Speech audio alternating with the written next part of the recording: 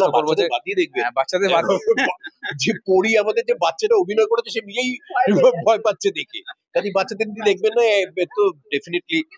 ভূতে কতটা ভয় পেতে বা পাও? আমি পাই ভূতে ভয়। আমি মানে আমি ভূত দেখিনি বা ভূতে বিশ্বাস করি কিনা জানি না, কোনো সেরকম অ্যাক্টিভিটিস হলে আমার গা ছমছম করে, বেশ ভয় লাগে, মনে হয় চোখটা বন্ধ করে নেই কেউ পাশে, পেছনে কেউ নেই, নিজে নিজেই বলি। হরর ফিল্ম দেখে এসে আমি একা থাকতে পারি না, ইম্পসিবল। তা আমি সেই অর্থে হয়তো ভূতে বিশ্বাস করি না, কিন্তু এরকম তো বিভিন্ন জায়গায় হয়েছে বটে। একটু অস্বস্তি হচ্ছে না, ইরি লাগছে না, এটা তো বলতে পারবো না, ওটা মানুষের জিনে রয়েছে। সেটা ভূতের ভয় না নিখাদ ভয়, সেটা কিসের ভয়, আনএক্সপ্লেইন, সেটা আমি বলতে পারবো। ভৌতিক ছবির ক্ষেত্রে কোন ছবিগুলো যদি বলো সব থেকে হরিফাইং তোমাদের দুজনের? In the mouth of madness বলে একটা ছবি রয়েছে, সেই ছবিটা মানে আম, একটা ব্রিলিয়েন্ট ছবি বলবো আমি হরর ফিল্ম হিসেবে। শাইনিং তো বটেই। Paranormal Activities. অ্যাক্টিভিটিস আগিনি এমএমএস আমার ভীষণ ভালো লেগেছে। কনজুরিং ভালো লেগেছে। বাংলা সিনেমায় সবার একটাই প্রশ্ন থাকে যে আবার একটা ভৌতিক ছবি, এই ছবিতে কি সেই কনজিউরিং এর ফিল পাবো নাকি পাবো না, এই সব অনেক প্রশ্ন আসে। কিন্তু প্রশ্নটা এসেই একটা জিনিস আমরা ক্লিয়ার করতে চাই যে ছবি কখনো আমরা কারোর সাথে তুলনা করে দেখাতে পারি না। ছবি ছবির মতনই হয়, একটা ডিরেক্টর তার প্রচেষ্টা করেন। আর এখানে একটা নতুন প্রচেষ্টা এসেছে পরিমণি, আর সেই প্রচেষ্টারই যারা অংশ আর তারা মুখ্য চরিত্রে রতব দত্ত, তনুশ্রী চক্রবর্তী। তো তোমাকে স্বাগত এক্স স্টুডিওজ ইন্ডিয়াতে। আর যে কথাটা দিয়ে শুরু করলাম, যেটা মানুষের প্রথমেই ভৌতিক ছবি মানে একটা কম্পারিজনে চলে যায়। তো প্রথমে রনিদাকে জিজ্ঞেস করবো যে এটা তোমার কাছে কি ভাবনা, তুমি দর্শকদের কি বলো যারা এইরকম প্রথমে তুলনামূলক জায়গায় চলে যায়? তুলনা সবসময় খুব খারাপ।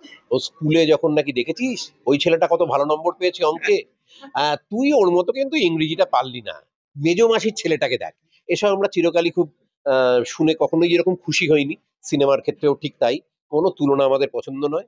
নিজের ক্ষেত্রে বলতে পারি যে হরর ফিল্ম আমি খুব বেশি করিনি, আঙুলে গোনা যায় কটা করেছি। তা সেরকম একটা সুযোগ এসছে, সৌভিকের সাথে আগে ছবি করেছি, এবং একটা যেভাবে এই চরিত্রটা এসছে আমার এই ছবিতে, সেই ধরনের চরিত্র আমি সত্যি সত্যি এর আগে করার সুযোগ পাইনি। আমার চরিত্রটা একটা প্যারানর্মাল ইনভেস্টিগেটর, যে বিভিন্ন রকম যন্ত্রপাতি দিয়ে ভূত খোঁজার চেষ্টা করে। তো সেটা আমার কাছে নতুন লেগেছে। বাকি তো নানা রকম টুইস্ট রয়েছে, প্রত্যেকটা গল্পের চলন আলাদা হয়। তনুশ্রী দারুণ অভিনয় করেছে। আমাদের একটি ছোট্ট অভিনেত্রী রয়েছে পরি, সে অপূর্ব। আর দেবরাজ রয়েছে, দেবরাজের সাথে আমার যদিও স্ক্রিন শেয়ার করা হয়নি।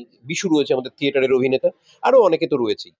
আহ, ভয়ের ছবি যারা পছন্দ করে, যারা ভূতে বিশ্বাস করে বা করে না কিন্তু হরর ফিল্ম পছন্দ করে, আহ, তাদের প্রত্যেকের ভালো লাগার মতো ছবি বলেই আমার এটা ধারণা।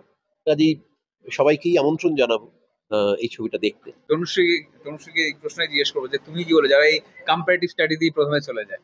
যেটা রনিদাও বললো যে কম্প্যারিজন তো হতেই পারে না, মানে হওয়াটা রেলেভেন্ট নয় অ্যাকচুয়ালি। কারণ প্রত্যেকেই নিজের নিজের মতো, প্রত্যেকটা ছবি নিজের নিজের মতো, প্রত্যেক সাবজেক্ট নিজের, মানে জাস্ট ভূতের ছবি বলে ওটার মতো নয় কোনো। আমি এটা মনে করি কোন সাবজেক্ট এটাই ধ্রুব, মানে একমাত্র বোধহয় আমি গডফাদারকে আলাদা করে রাখবো, গডফাদারটা ছাড়, ওটা বোধহয় ধ্রুব, মানে একেবারে যেটাকে আমরা ধ্রুব সত্যি বলি। আমার মনে হয় যে সিনেমার ক্ষেত্রে যদি একটা কোনো এক্সাম্পল হয় ওটা একমাত্র। কিন্তু হরর ফিল্মের ক্ষেত্রে আমার মনে হয় যে প্রচুর সাবজেক্ট, ভালো ভালো সাবজেক্ট দেখেছি, ইন্সপায়ার্ড হওয়া উচিত, কিন্তু কোনো ওইটার মতো কেন হলো না ওটা এখন নিজের। আর আমার মনে হয় এটা আমাদের একদম মেঠো পথ, মানে পটভূমিতে তৈরি, যেটার জন্য আমার মনে হয় যে যেরকম বাঞ্ছারামের বাগান, ওইটা কিন্তু মানে অবশ্যই ধূমকালে হরর ফিল্ম তো নয়, কিন্তু পটভূমিটাই এমন, ব্যাকগ্রাউন্ডটা এমন, দেখতে ইচ্ছে করে বারবার করে, মানে স্প্ল্যাশেস আসে যে মানে গ্রাম বাংলা, এটা তো কিন্তু তাই।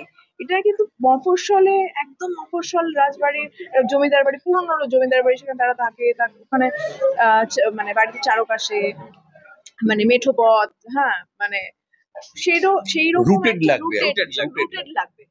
তার সাথে অরণ্য আছে, পাচ্ছিলাম না, অরণ্য, এক্স্যাক্টলি, তো রুটেড লাগবে, অরণ্য সব ভৌতিক ব্যাকগ্রাউন্ডটা করে। হ্যাঁ, তো আমার মনে হয় যে সবাইকে নিয়ে দেখার মতো ছবি কিন্তু এটা। আচ্ছা, তোমাদের দুজনকে একটা জিনিস প্রশ্ন করবো যে বাদ দিয়ে দেখবেন, বাচ্চাদের বাদ যে পরি আমাদের যে বাচ্চাটা অভিনয় করেছে সে নিজেই ভয় পাচ্ছে দেখে, কাজে বাচ্চাদের দিয়ে দেখবেন না, তো ডেফিনেটলি। কিন্তু মানে অনেকে মিলে দেখা, মানে ধরো যারা হরর ফিল্ম দেখতে even পছন্দ করে না, আমি তাদের কথা বলছি, তারাও কিন্তু এই ছবিটা দেখে তাদের ভালো লাগতে পারে। আরেকটা বিষয় দুজনকে জিজ্ঞেস করবো, যথেষ্ট তোমার প্রাপ্তবয়স্ক আর বোধ বুদ্ধি অনেক হয়ে গেছে, কিন্তু ভূতে কতটা ভয় পেতে বা পাও? আমি পাই ভূতে ভয়। আমি মানে আমি ভূত দেখিনি বা ভূতে বিশ্বাস করি কিনা জানি না, কোনো সেরকম অ্যাক্টিভিটিস হলে আমার গা ছমছম করে, বেশ ভয় লাগে, মনে হয় চোখটা বন্ধ করে নেই কেউ পাশে, পেছনে কেউ নেই, নিজে নিজেই বলি। মানে সব থেকে বড় উদাহরণ হলো মানে হরর ফিল্ম দেখে এসে আমি একা থাকতে পারি, ইম্পসিবল। আর তখন যদি মানে আমি চেষ্টা করি দুপুর বেলা বা সকালে বেলা দেখার horror film, আমি রাতে দেখি না, বাড়িতেও দেখি না। আর রনিদা কি রিয়েল লাইফে ইনভেস্টিগেটর নাকি তুমি ভয় পাও? দেখো, এটা সৌমিত্র চট্টোপাধ্যায় বলেছিলেন, আমি ভূতে বিশ্বাস করি না, ভূতের ভয় বিশ্বাস করি। মানুষ যবে থেকে গুহায় থাকতো এবং যখন দেখেছে সূর্য ডুবে গেছে, সে আর কিছু দেখতে পাচ্ছে না, তখন এপাশের পাতা নড়ার শব্দ, ওপাশের গা ছমছমে কোনো ছায়া সরে যাওয়া, সেইগুলো দেখে তার মনে ওই সেখান থেকে কি বিপদ আসতে পারে তার যে ভয়, সেটা মানুষের জিনে ঢুকে গেছে। কাজেই ভয় মানুষের জিনের মধ্যে আছে। এবার বিশ্বাস করা বা না করার যে কথাটা তুমি বলছো, সেটা হচ্ছে সেই ভয়কে কাটিয়ে ওঠার একটা প্রসেস। তা আমি সেই অর্থে হয়তো ভূতে বিশ্বাস করি না, কিন্তু এরকম তো বিভিন্ন জায়গায় হয়েছে বটেই, যে আমাদের তো শুটিং এর জন্য প্রচুর পুরনো জায়গার রাজবাড়ি, লোকেশন, হ্যাঁ মানে জঙ্গল, অমুক তমুক, মানে যেসব জায়গা একদম হন্টেড বলে মানে বেশ মানে নামি দামি আর কি তারা। সেই সব জায়গায় আমি যুক্তি দিয়ে জানি এই এই এই যুক্তি রয়েছে, ভূত নেই, কিন্তু তা সত্ত্বেও আমার একটু অস্বস্তি হচ্ছে না, ইরি লাগছে না, এটা তো বলতে পারবো না। ওটা মানুষের জিনে রয়েছে, সেটা ভূতের ভয় না নিখাদ ভয়, সেটা কিসের ভয়, আনএক্সপ্লেইন, সেটা আমি বলতে পারবো না। তবে ওভারঅল আমি বলতে পারি আমি ভূতে বিশ্বাসী নই। আরেকটা পার্ট যেটা হলো যে আমরা সবাই সিনেমা দেখে বড় হয়েছি, নানান রকমের সিনেমা দেখেছি। ভৌতিক ছবির ক্ষেত্রে কোন ছবিগুলো যদি বলো সব থেকে হরিফাইং তোমাদের দুজনের জন্য, যদি তোমার কাছে প্রথম আসে? আমার কাছে in the mouth of madness বলে একটা ছবি রয়েছে, সেই ছবিটা মানে আম, একটা ব্রিলিয়েন্ট ছবি বলবো আমি হরর ফিল্ম হিসেবে। শাইনিং তো বটেই, যদি ওটাকে হরর ফিল্মই বলি আমি। আর নাইটমেয়ার অন এলম স্ট্রিট, এই ছবিটা আমার কাছে মানে খুবই মনে হয়েছিল একটা চমৎকার হরর ফিল্ম। প্যারানর্মাল অ্যাক্টিভিটিস, ওটা আমার মনে হয় যে সব থেকে মানে চমচম করা। আমি একটা ছবির নাম নেব, রাগিনী এমএমএস, আমার ভীষণ ভালো লেগেছে ছবিটা। কনজিউরিং ভালো লেগেছে, ওটা আমারও ফেভারিট বলে প্রথমে শুরু করেছিলাম কথাটা দিয়ে। কনজিউরিংটা আমার ভালো লেগেছে, মানে কনজিউরিং দেখে আমি বাড়িতে এসে বেশ মানে হচ্ছে আমাদের আমার মনে হয় যে এই ছবিগুলোই, হ্যাঁ মানে তারপরে নান অতটা আমার মানে আমার মনে হয়েছে যে অতটা ক্লিক করেনি, না অতটা লাগেনি আমার। বাকি আমার খুব ভালো লাগতো মানে ওই ছবিটা দেখে, কুহেলিটা আমার মানে কাল্ট বলা যায়, আমাদের পুরনো সময়ের কাল্ট ছবি একদম।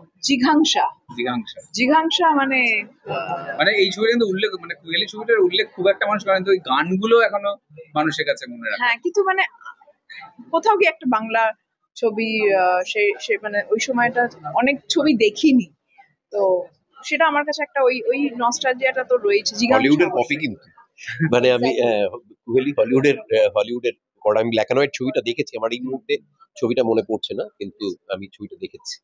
আর অবশ্যই এই ছবির ক্ষেত্রেই আমরা আসবো, তো দর্শকদের কি বলবেন? যা বলবো বানি বানি বলবো, সত্যিকার বলবো যে ছবিটা এসে দেখুন।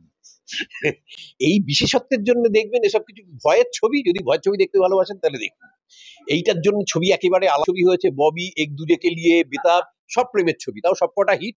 কাজে যদি আপনি কোনো কিছুর জন্য আলাদা হওয়ার দরকার নেই, যদি ছবি ভালো হয়, যদি হরর ফিল্ম আপনি দেখতে পছন্দ করেন, যদি ওটা আপনার দেখা নেশা হয়, নিজের ভাষায় একটা হরর ফিল্ম দেখতে পাচ্ছেন, দেখুন।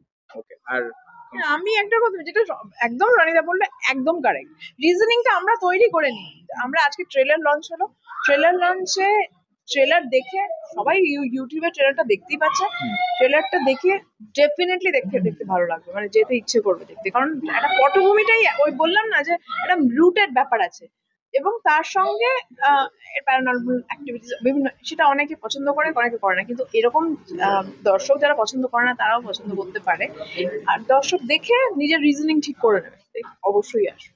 একদম, আর রিজনেবল কিনা সেটা ছবি দেখার পরে আমরা বুঝতে পারবো। আর অবশ্যই তোমাদেরকে অনেক শুভেচ্ছা নতুন ছবির জন্য।